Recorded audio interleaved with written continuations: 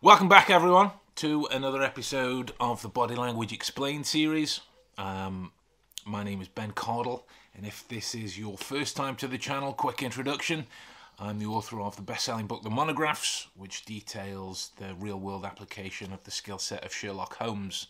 And then I spend my days teaching various people from across the planet how to protect themselves and those around them using these skills for that purpose. Here we break down videos from documentaries, from real life, from film and TV, so you can better get an understanding of how these might translate to work within the real world. Don't get me wrong, these videos will only get you so far. You're going to have to dive into to training, to diligently working these to make them best suited towards your life and how you would use the ability to read a person. But if these wet your whistle enough, don't forget to subscribe to the channel. Drop a couple of comments on there if you enjoyed it.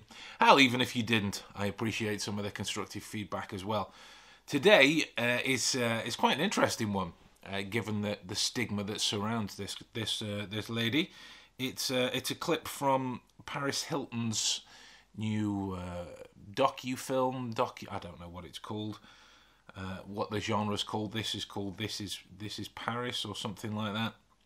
Anyway, it was a clip that's sent to me. She's talking to another woman, and the whole hoo-ha, to use the British colloquialism, was surrounding this apparent character that she's been playing for all of these years on TV and films, I guess, as this airhead, and she wants to break that mold now, and so we're going to have a look at some of the breakdowns of what is actually going on.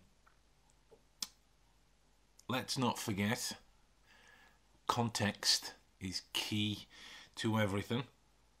And we're only going to be looking at the information that's available within this video. Because I, much like I would imagine most of you guys, unless you're a fan of Paris, would only know of her through what comes out on social media or in a magazine or something like that, right? However much that can be trusted or not is, well, that's up to you to decide. Pounds? Tonight. What were you here?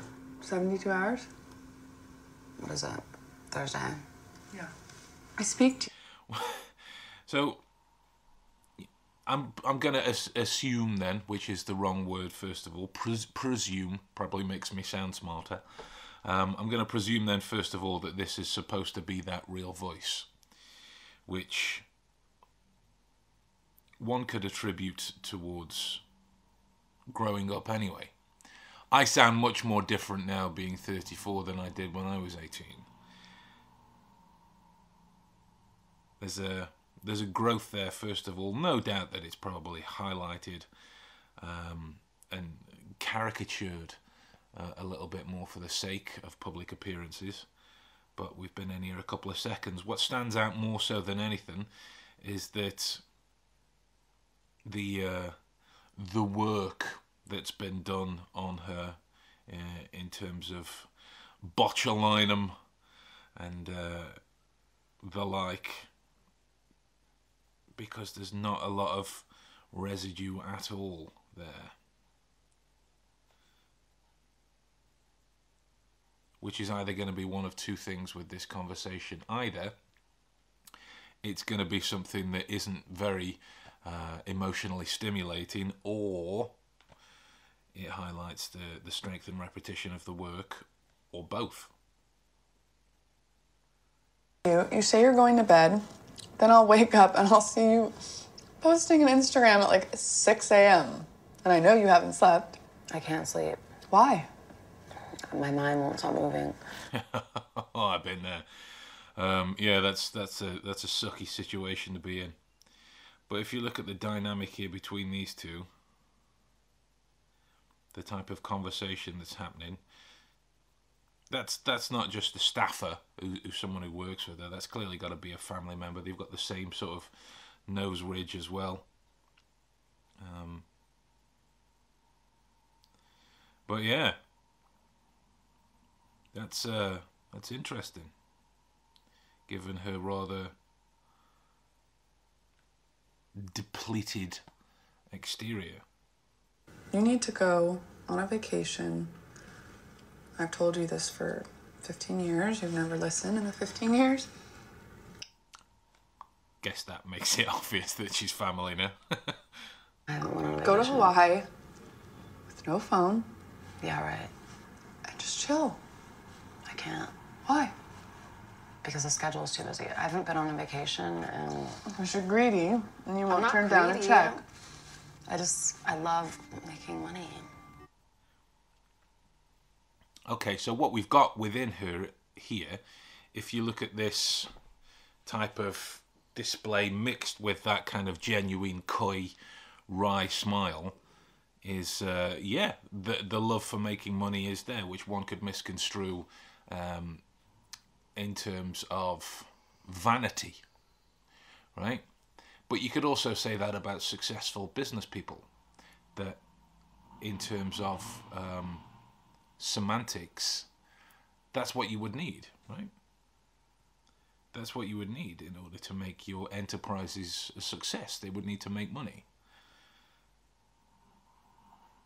But yeah, there's definitely an internal struggle going on, which may even be what the documentary's about, you know? I haven't watched it yet.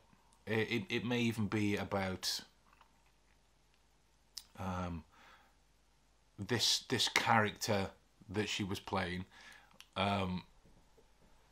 eroding the identity of who she is and who she wants to be, rather, right? But you can see the control within the genuine emotion, because work or not, there's still the action in the crow's feet on the eyes. There's still the wrinkling on the inside as well. The nose gets involved. The buccinators are suppressed. It's a genuinely felt state. But what she's taking action to diminish that response, to be wry, to be coy. I think I come off tough sometimes with her. Gotta be a sister then.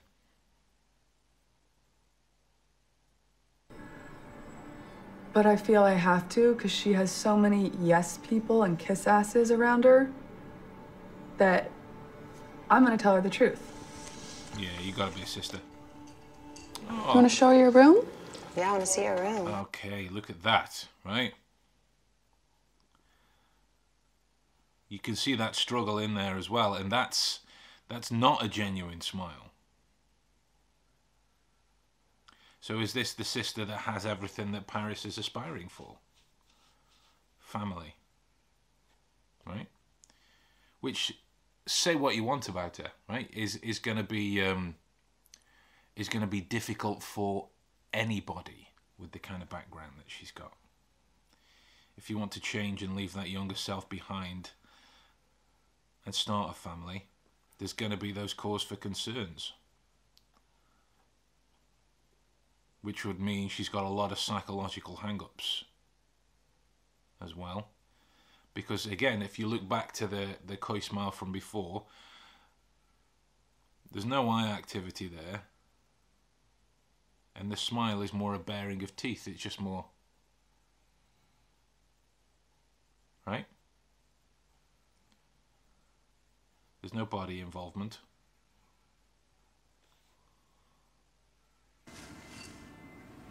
Fades quickly. Do you think you'll ever have kids? There it is. I thought I was going to have one. But every time I'm with you and I'm with them, I'm like, it makes me so depressed. I know. There's the hang-ups. The struggle. Right? There's got to be those around her trying to force her to settle down. I mean, I would imagine it happens to a lot of families, male, female, whatever you want, right? But I would imagine that once you get to a certain age, the whole nature-nurture debate kicks in, and you start hearing the things of what you should do at this. You should be thinking about settling down. You should be thinking about this. You should be thinking about that, right? Now, given her want to make money, as she said, and whatever, and I think she's got... she's probably got more than this, but I've only seen some clothing and some perfume. But that just might be because I'm in the UK. We don't see a lot else. Also might be because I'm me and I don't wear a lot of perfume. But yeah, you'll note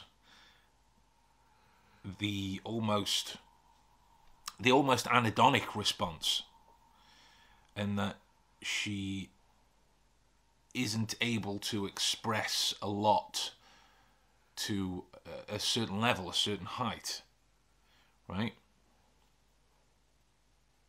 Because there's no control that has been apparent so far to try and keep a lid on any felt state. But if you talk about families, aspirations, rest, caring, you know, it's an evocative conversation to have, and it's very low down. It's not for everybody. I've never been the most conventional gal. No. But I still... That gulp was... Let me see if I can get it back. There it is. So watch her throat now when this plays back. It's not for everybody. I've never been the most... There it is. It's not for everybody. This conversation is about to happen. A sense of discomfort, a sense of anxiety, which again could be related to the turmoil that she feels regarding decisions that she's got to make moving forward. It's starting to look like the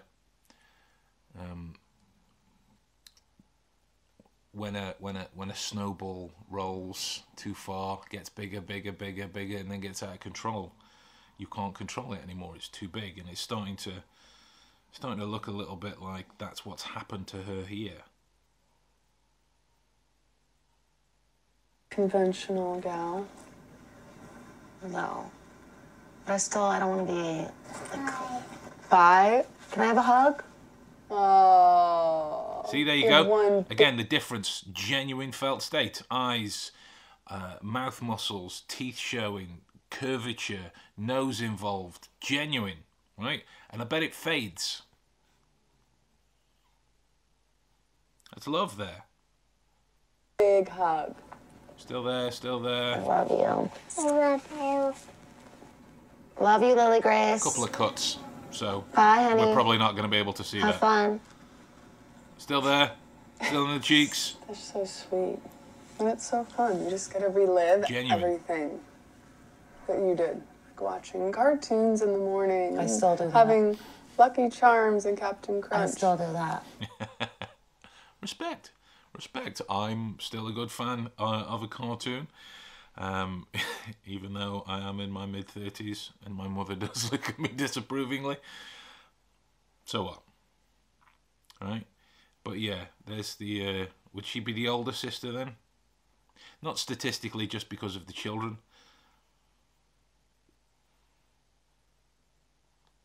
But if you look at the respect in her eyes, the comfort within the familial room.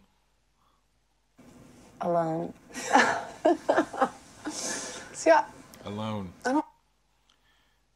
That was weird. Alone. I didn't wind that back far enough. Try that again. That's so sweet. And it's so fun. You just gotta relive everything that you did. Like watching cartoons in the morning. I still do that. Having Lucky Charms and Captain Crunch. I still do that. Alone. There it is. There's her issues in a nutshell. You got the slight gestural, well, upper torso retreat of, I'm calling her the older sister. I don't know. Please correct me if I'm wrong, but that's what I'm calling her. In that the almost self-deprecating nature of saying alone, help me. That's what I'm getting here, which made her uncomfortable. And she's either going to change topic or tackle that head on with some more pressing questions. That smile will vanish because it's not a real one.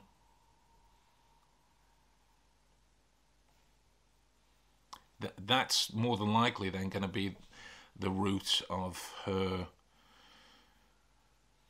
issues, her concern. Within this video, I haven't got enough information to comment on it overall. But, you know, addressing the proverbial elephant in the room, if a tape of that nature came out with you in it, I don't know who released it, whether it was the boyfriend or not at the time. I can't imagine that she did. But if that were to come out, how that would erode your trust within the fabric of love and relationships, and probably men, because she's a straight woman, right? See, I don't feel that Gone. bad for you, because Gone. I feel like if you wanted kids and you wanted a husband, you would find a way to make it happen. Maybe you don't want it. There. Ooh, that look down was a nail being hit on the head. For you, because I feel like if you wanted kids and you wanted a husband, you would find a way to make it happen. Maybe you don't want it. Oh, maybe I don't want it. Maybe you don't want it. Down and roll, right? Because she doesn't know. If you've ever I haven't really got a lot of likeness to address that to, other than wanting things that you know will make you feel terrified, right? It's like, for me, the closest likeness I could ever draw was if I wanted to play with my family on holiday in the ocean. I've got a horrible phobia of the ocean. So there would be that nature of, I don't know what I should do. Can I have this experience that would bring me a lot of joy and positivity, but can I get past this hurdle that is holding me back? And that's what eye rolls of that nature are, right? They're I don't know. If it was just a case of being straight down, stagnant, it would hang for a moment, but that would show you focus on either a thought or a felt state or something, but on a singular entity, right? When there's the role involved, there's movement, there's a lack of certainty.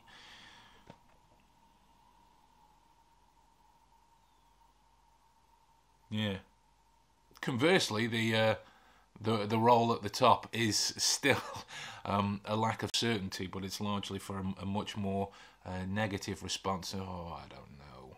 Oh, you're doing my head in. Oh, you know, these are the affiliated responses to things like that. I think society expects that of you. There's the nature-nurture thing. So, yeah, I'm starting to be more and more convinced that might be the point. What she has created in this character that she made for herself with that TV show with, was it Nicole Richie? I don't know. Lionel Richie's daughter.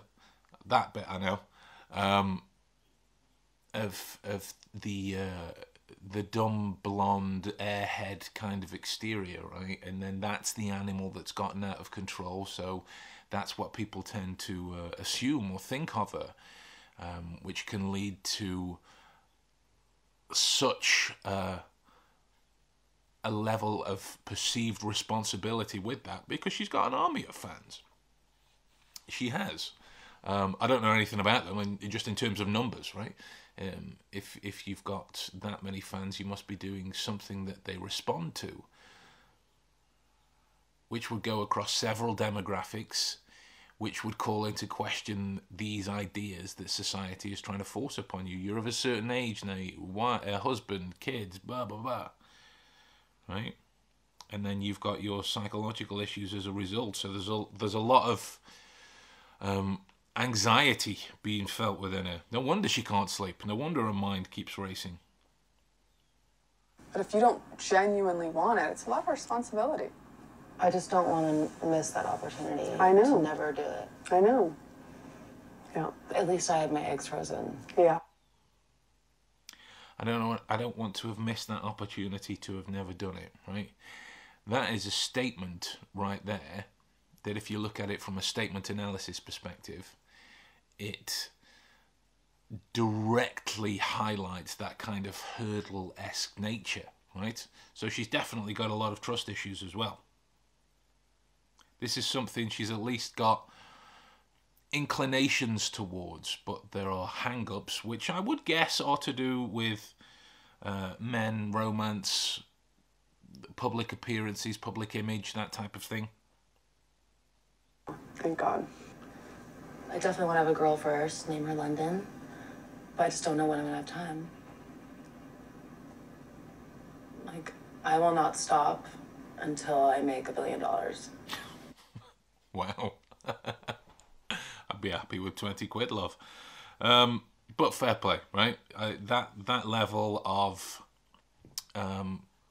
work ethic, regardless of what you do, should be commended. It should be commended, and you can see that certainty. I'm sorry, puppy. My old man's not my dad. My old puppy. He's 16 this year. I'm digressing. He's 16 this year, and he's just trying to get comfy on my lap. I'm working, mate. But yeah, you can see that change. The eyebrow raise, the tension in the jawline, the focused angle of the glare, right? I need you to take me seriously because I'm not going to stop until I make $1 billion. Tonality had changed. Pacing changed. So if you look at the difference, listen to the difference when it comes to the voice. There it is. There's that same felt state. But I just don't know when I'm going to have time. Like, I will not stop until I make $1 billion. Boom. And then I think I can relax. I know that sounds crazy. I don't know. I just don't want to have to worry. I don't want to ever have to worry about anything. Which again is understandable, but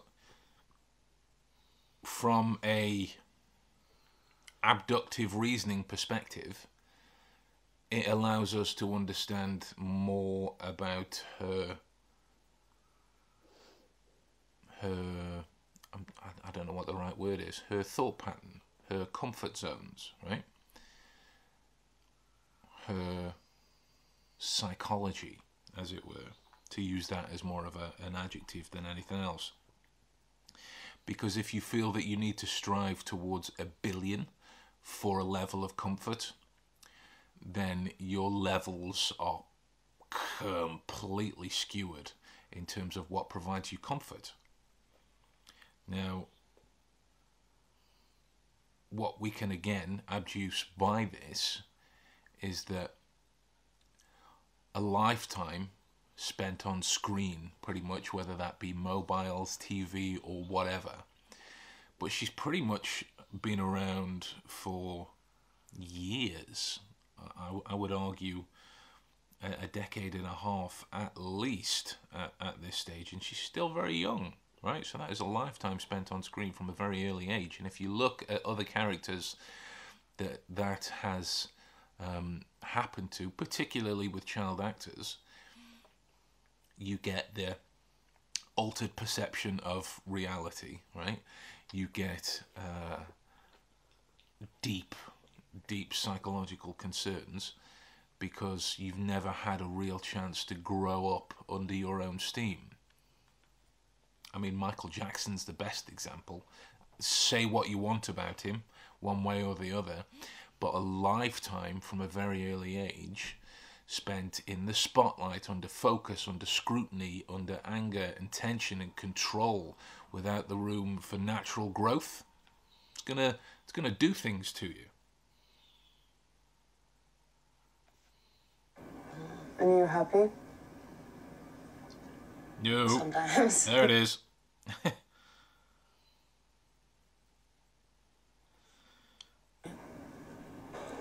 don't know. I just don't want to have to worry. I don't want to ever have to worry about anything. And you happy? Someone nods with a neck stiffness like that, regardless of how animated. Whoops. No more rums at 5 o'clock in the morning for me.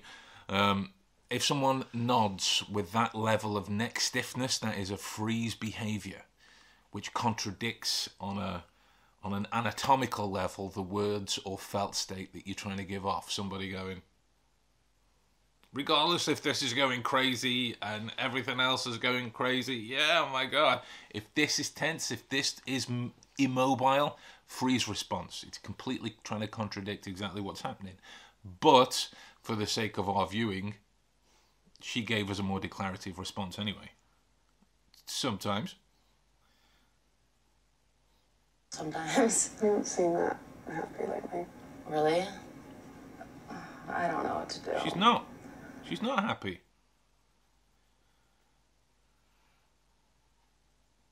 Which a sister would see.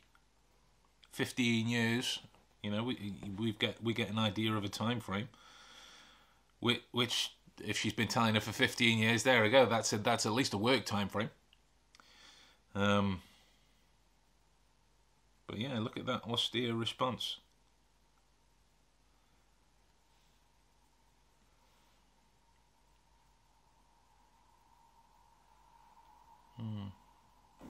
And you have to travel every day, basically, to maintain a relationship, unless you're going to have some bitch boy following me around like they always do, and I lose all respect for them. There you go. We start to see this stuff come out with regard to how she feels, particularly about men. Because I would imagine that the bitches that follow her around, as it were, that she does lose all respect for, could be anyone from staffers to assistants to anything, right? If you're going to follow her, if you're going to have a work crew that is known as an entourage, you have to follow your leader around. That was a question that wasn't particularly directed. Not a question, rather. That wasn't a conversational loop that was particularly directed towards romance. Immediately. They become emasculated. I'm like, You need to date an equal. I feel like anyone. You can't control an equal. I don't like that. Well, Paris. Because I'm scared. The definition. Yeah, get comfy, mate. What are you doing? Looking for a 360. Oh, just a 180. Oh. And he's down. That's fine. But yeah, we start to see those fears come out again, right? I feel like anyone. You can't control an equal. I don't like that. Well, Paris. I don't like that. Swallow again. Anxiety. Doesn't like that, which makes it genuine. Because I'm scared. The definition of insanity. Scared. You see that highlight? It was only minor because of the Botox. And she is scared. Scared about taking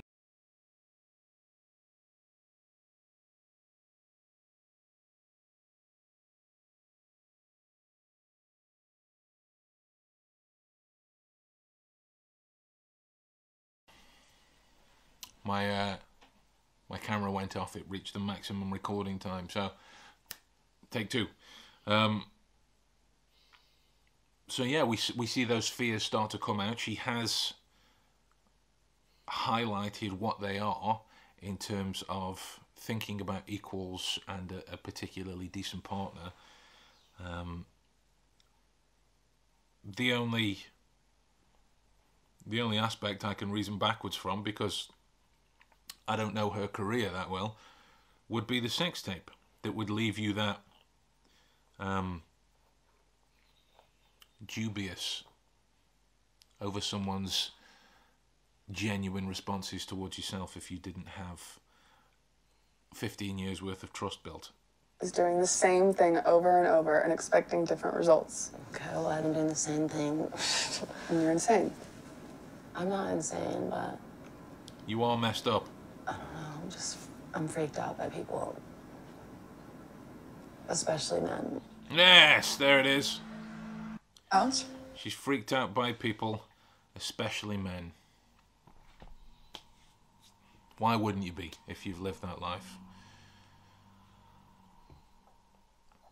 There it is, folks. Genuinely, I feel quite sorry for her. Right? She appears to have been... that's the wrong word. She appears to have created something that's gotten a little out of control, partially eroded this identity that she feels has been pushed down. She's had to play towards this airhead quality to try and reach this level that she wants to get to, but it's being detrimental to the way that she's being perceived by others. That's caused a lot of inner turmoil and damage. The relationship with men around her has left her skeptical, has left her defensive, right? So no wonder this character has been highlighted for as long as what it has. The voice is obvious, right? If you're in the UK, you know of somebody called Joey Essex, and he's not done a tell-all documentary at all, but I refuse to believe that there is somebody on this planet that is such an airhead, right? I believe that he plays that stuff up for the sake of this brand that he's built up surrounding what Joey Essex is, and that seems to be the same thing that's happened to Paris here. A lot of damage that's gone on, psychologically, spiritually, emotionally. This should be a study in stunted responses, felt states, genuine expressions, freeze responses, control, that you would see in somebody who is depressed but doesn't want you to think that they are, right? So if you got anything out of that, guys, from an educative angle, I'm glad. I hope I was able to shed some light on the way you can read people who have been known to be extroverted for so long. Don't forget to subscribe for more. New podcast episodes are out on Friday, and hope you guys are enjoying the new setup. And I shall talk to you all soon. Hope everyone's keeping safe and well out there, guys.